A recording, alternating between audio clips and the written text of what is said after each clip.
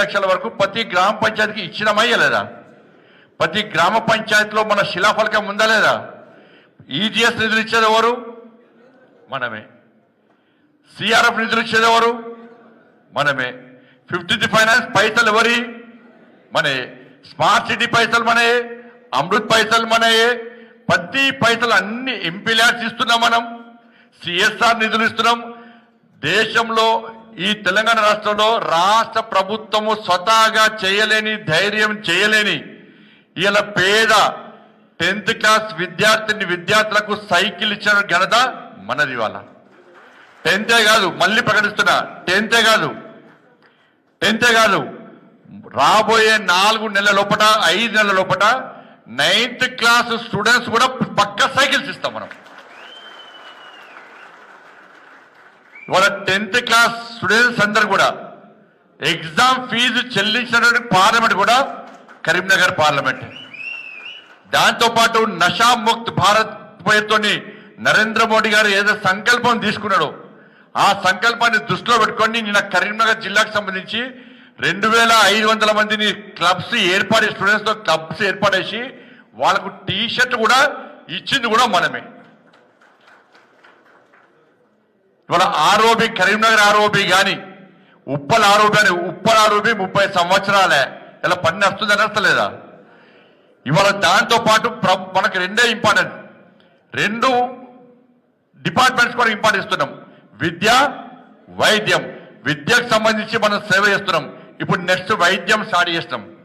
ఇవాళ national health machine పేరు మీద కేంద్ర ప్రభుత్వ నిధులతో మాత్రమే ఈ తెలంగాణ రాష్ట్రంలో ఆసుపత్రులు నడుస్తున్నాయి.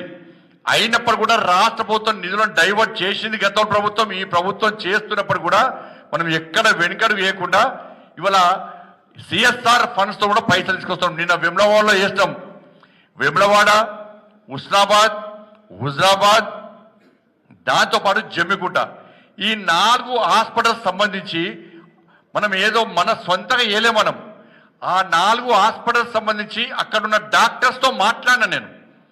మాట్లాడి మీ హాస్పిటల్లో చాలా పేదోళ్ళు వస్తారు ప్రభుత్వ ఆసుపత్రులకు, కానీ హాస్పిటల్లో సూదులు లేవు, దూది లేవు, మెడిసిన్స్ లేవు, ఏం పరికరాలు లేవు. ఇక ప్రజలు ఎందుకు వస్తారానికి? రాలేరు.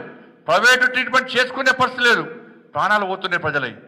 అది దృష్టిలో ఉంచుకొని ఈ 4 హుజరాబాద్, జమ్మికుంట, వేములవాడ హాస్పిటల్ సంబంధించి మొదటి దఫా ఇవి.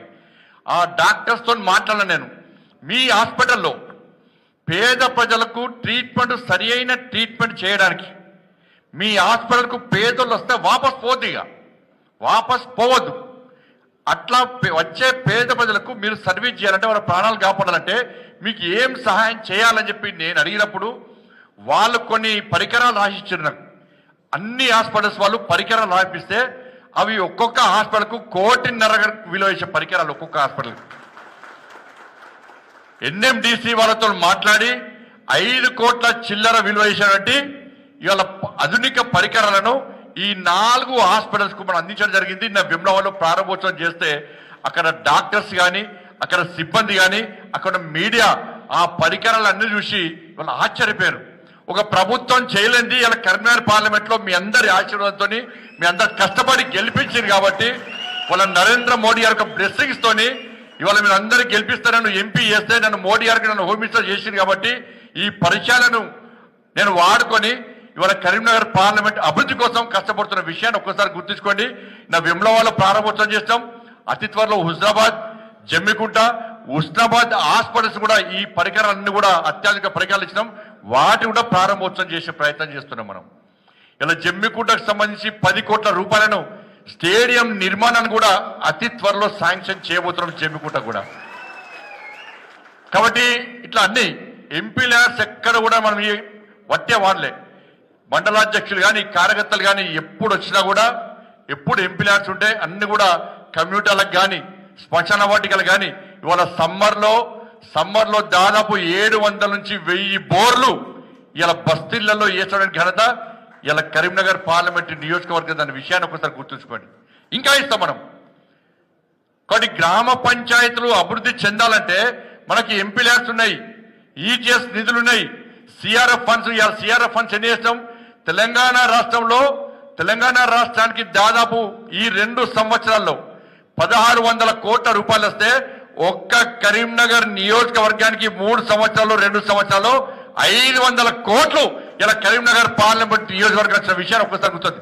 తెలంగాణ రాష్ట్రానికి 1600 కోట్లు వస్తే 500 కోట్లు కరీంనగర్ పార్లమెంట్కి వస్తాయంటే ఇది గొప్ప విషయం మాకు కాదా? ఒక్కసారి వచ్చి ఇలా గన్నేరువరం వాళ్ళు అనేక రోజులు హుస్నాబాద్ రోడ్లు వేసినాం, హుజాబాద్ సంబంధించిన రోడ్లు వేసినాం, ప్రతి నియోజకవర్గానికి కనెక్టివిటీ ఉండడానికి రోడ్లు వేసినాం మనం.